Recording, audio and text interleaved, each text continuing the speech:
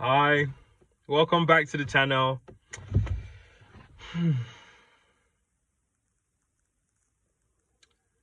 Yeah, I'm speechless. Arsenal just lost at the Emirates in the League Cup, in the Carabao Cup, to Newcastle.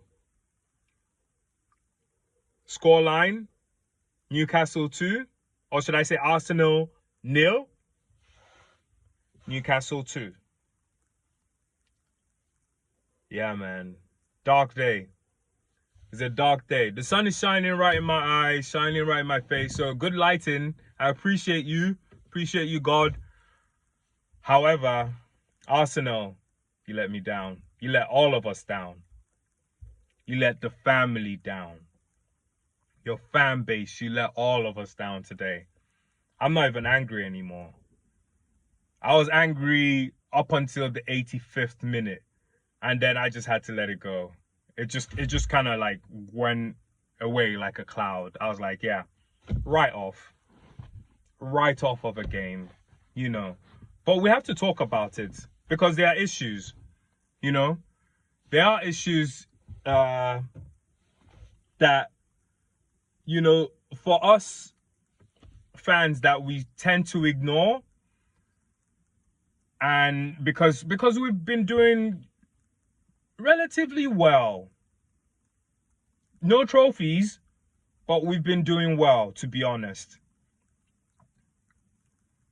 We've been proud of our backline. We're proud of, you know, some of our boys. You know, for example, Martin Odegaard, Bukayo Saka, Saliba, Lewis Kelly, who really did well today. So we're proud of some of the boys, but today was shameful. That has to be the worst performance I've seen from Arsenal in more than a year. In over a year. It got to a certain point. I was convinced we weren't gonna score. In that second half, there was no point I was convinced that we were gonna score. I watched the second half it's a complete write-off. I don't even want to remember it. I'm not gonna watch that game again. I saw enough. I saw all I needed to see. From the first half, I've probably seen all I needed to see, actually. Then the second half, Jesus Christ. Excuse my language. My goodness. So where do we start? Where do we start, please? The ownership, the manager. Where do we start? The players are to blame. The players have to take at least, should I say 75% of the blame today? I think that's fair. The players should take 75% of the blame. But that 25%, it's a very obvious 25%, for a lack of a better word. So let's talk about that one first. Because I don't understand how we are 7 days into the transfer window. Today's the 7th of January. And we have not made one signing. All the links are just more rumors. There's no one you can say Arsenal is potentially looking at. And regardless of it being a reactive window, we needed to react on the first day of January. But no, we're 7 days in. And then we get our butts handed to us by Newcastle.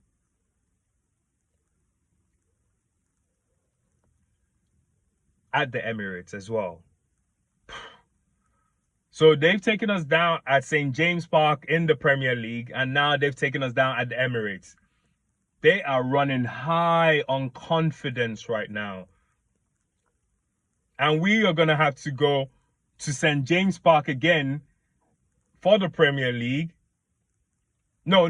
For the second leg of this game. with two goals down. And them running high on confidence, knowing that we didn't get nothing from them, both at their ground and on our ground.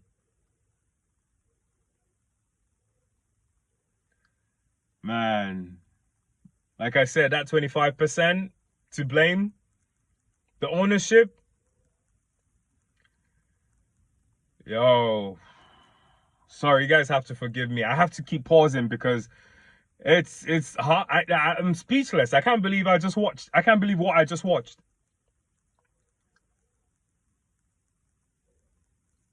And then the ownership, like, are they content with this? Are they content with the fact that we really have the worst front line, one of the worst front line in the league right now? Nothing. Can't find the back of the net. Kai Havertz couldn't find the back of the net. And I'm a fan of Kai. I couldn't believe he missed that chance. Why is he closing his eyes? The ball is right there. Just keep your eye on the ball. You are unmarked.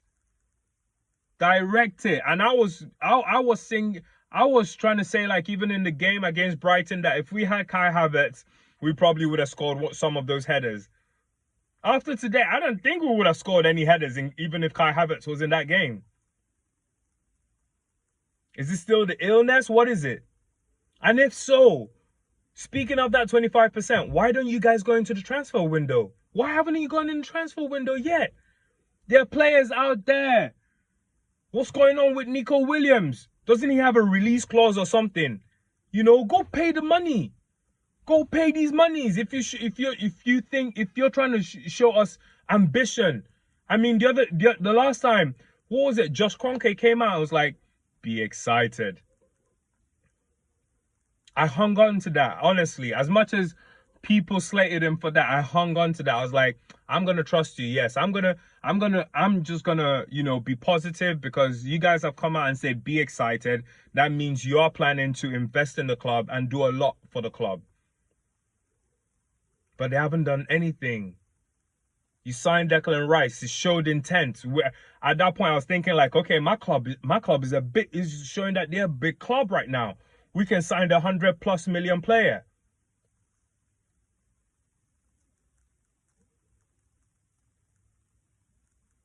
Yet, 7th of January, 0 signings.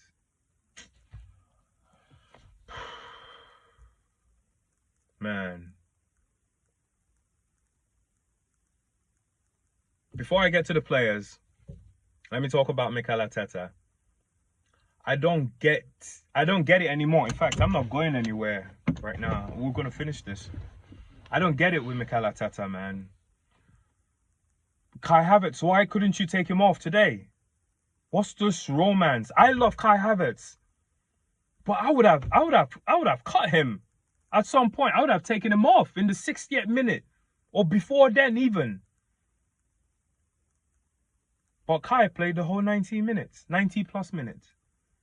Raheem Sterling was on the bench. We didn't get a sniff of Raheem Sterling today. Does he have a problem with Sterling? Why did we sign him in the first place? Why did we sign him then? Yes, I'm guilty. I was one of those kind of excited about the Sterling signing. But it's starting to make sense now that the club just kind of signed that player just to appease the fans.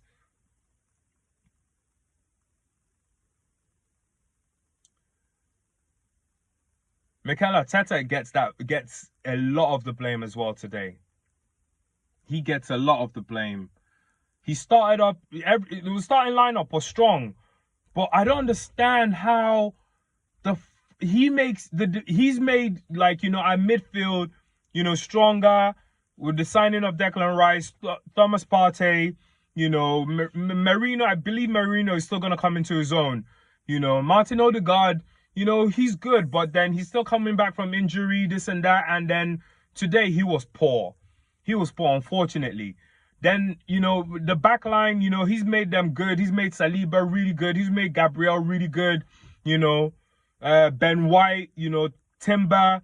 So, you know, there are, you know, the positives. But why, how come the forward line gets worse with Mikel Arteta?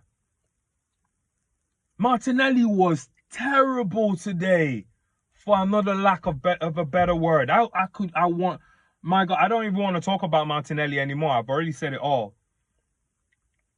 Gabriel Jesus offered us nothing as well. No doubt he's going to keep on fighting. I'm a big Jesus fan, so, you know, still, he might come back at some point. But then the whole point of this is that you need to have adequate cover to give these guys proper competition. Trossard is not giving no man competition right now. Initially, he was when he was coming off the bench, but right now he's starting games, man. I'm done with Trossard as well. I think I'm even more done with Trossard than I am with Martinelli.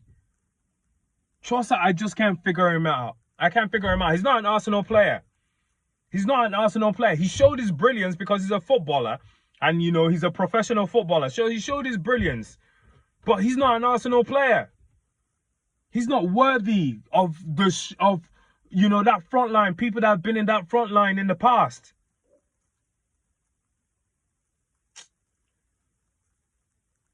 Yeah, now we're talking about the players. The only player that gets any credit today is MLS. Miles Lewis Kelly is the only one I can just say, okay, do you know, I watched that game and he's the only one that showed promise. He's the only feel-good factor of that game, about that game today. No one else. No one else.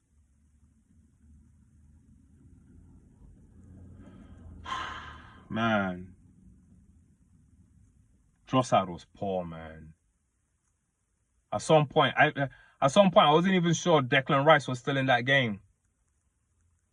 Yeah, he was, you know, he was trying to work hard, but, you know, he was working hard for no reason. They were just crossing the ball. Like, I remember Arsenal. I'm an Arsenal fan that saw, you know, I don't even want to start bringing up old names. I'm bringing up old stuff, man. But do you remember the kind of football we used to play? Any old school fan like me, do you guys remember the kind of football we used to play when we had Cesc Fabregas, when we had Santi Cazorla, when we had boys in the middle of the park that could do stuff? Now we're just crossing balls. We're just playing. I don't even understand. This unattractive football is poor to watch. Like, I'm just watching it and I'm just thinking like, man, we don't even look like Arsenal anymore. We just look like a shadow of ourselves. We just look like a team struggling. And that's what it was today. Today was a struggle. To watch, to fathom, everything today was a struggle. The players struggled. Mikel Arteta struggled. The club is struggling. Today was a struggle. And I'm struggling to get this out because I need to get it out. This has been more of a rant than an actual post-match reaction. I'm just ranting today. You have to forgive me because it's so unstructured. I had no notes.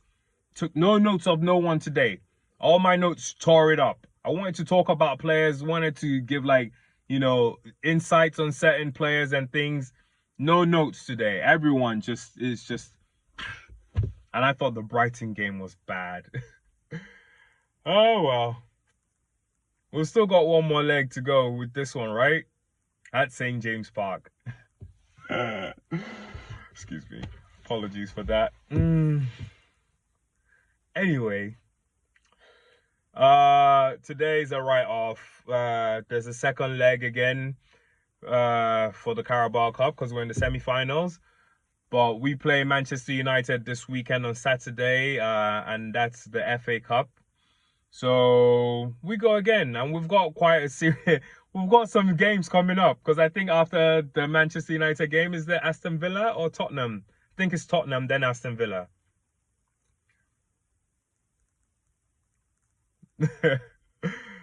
It has to be a miracle at this point, considering they don't want to sign anyone. It's gonna be a miracle at this point.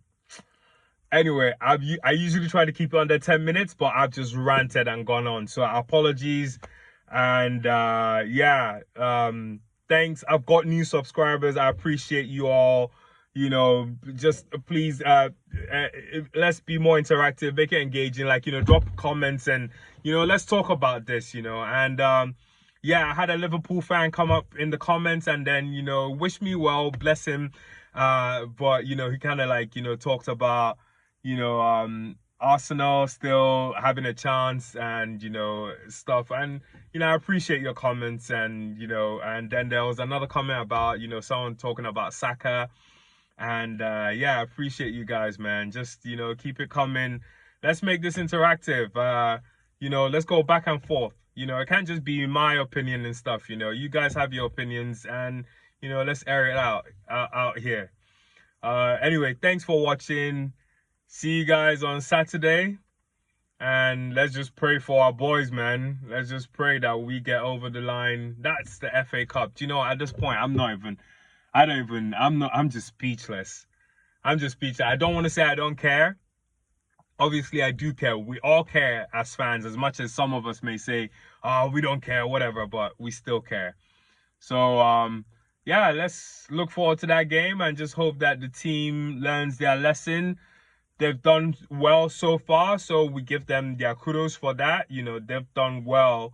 It's just that these losses now and the fact that the club is not dipping into the market with the opportunity they have right now, that is January and it's the transfer season, is just the worrying part of it. But, you know, let's still have faith and keep going.